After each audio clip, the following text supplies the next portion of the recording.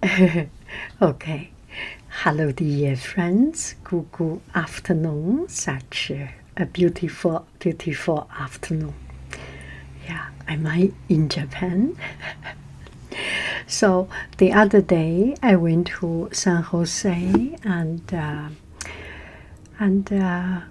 I just came to this place. I was looking for something fun and interesting, and I do not know why I end up here. It's Japantown. Oh, so cute, so cute. You know, I have been to Japantown a long time ago when we first arrived in California about 25 years ago, something like it.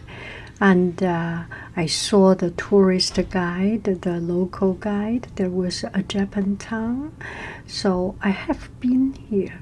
I remember a few years ago it was much more people, but today, well, this is Thursday afternoon, of course, not so many people. It's so very quiet, not a single person on the street, and it looks so strange, so bizarre. And I went into the shops. So this is a place in San Jose.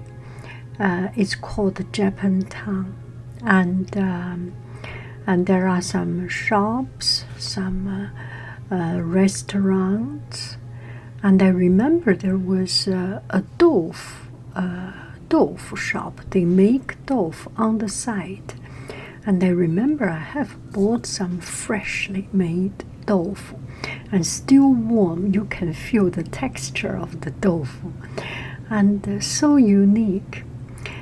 And some other shops I forgot, but today I have seen there are T-shirt shop, some Hawaiian Japanese also T-shirt, some Polynesian Hawaiian kind of design compared with Japanese design. And there is a shop that sells dogs or pets costume with kimono style. It's quite fun. And there is a Nijiya market. You know, in the Bay Area, San Francisco Bay Area, there are quite some Japanese supermarket and shops. You can easily find good sushi, sashimi, soya sauce, miso paste, and all these things. But coming here is kind of a defined area with shops combined together. It's so fun. I always say that when you travel, it feels like when you do this tourist at home and just drive 5 minutes, 20 minutes, or just go to some place and take a sidewalk, you will find a lot of fun and interesting and so unexpected places and things. And it just makes me very curious. And there is also a museum, Japanese American Museum of San Jose, I think that's the name. And it tells the story of the people here. Recently, I am quite interested in history, in knowing the story, knowing the root of the place, where it comes from. I find it's quite fascinating.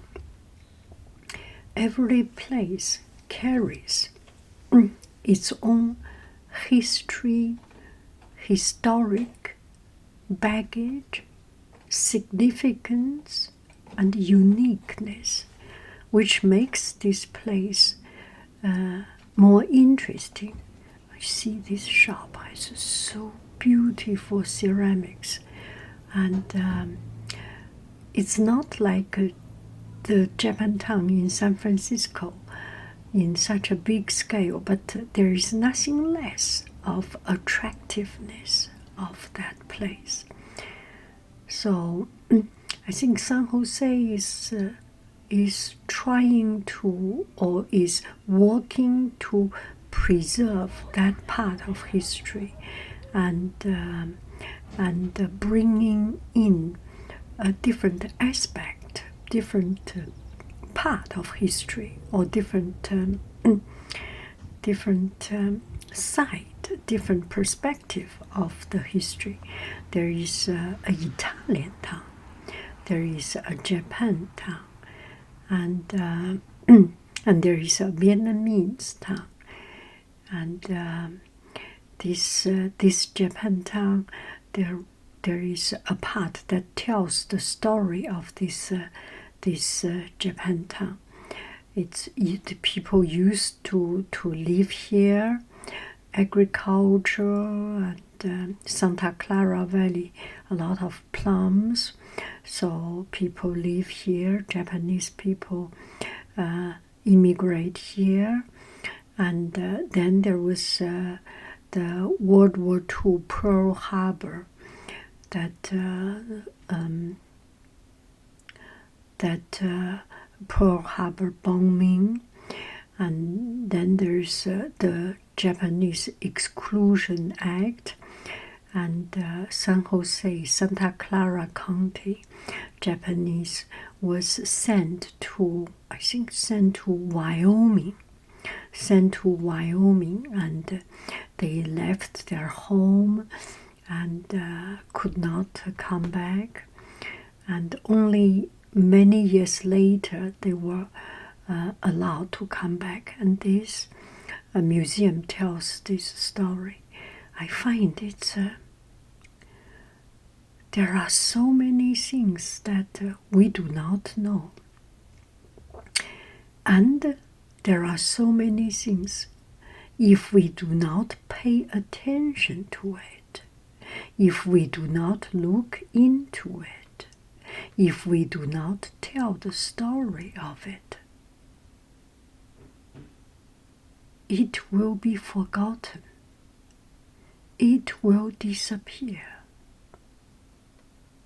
So I think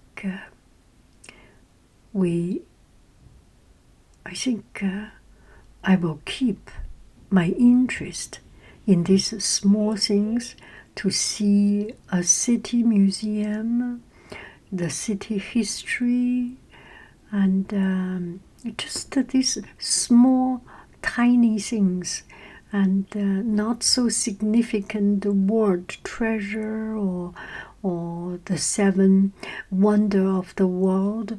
No, we do go there, but also the small things, a church, a monument, a memorial, a park, a light, a lamp, a street light. All this has a lot of stories. It's the life. It's the life of many people. Anyway, just wandering around. I love you. I really do. Do. And I hope this video can kind of ignite your interest in your own local area. Bye bye.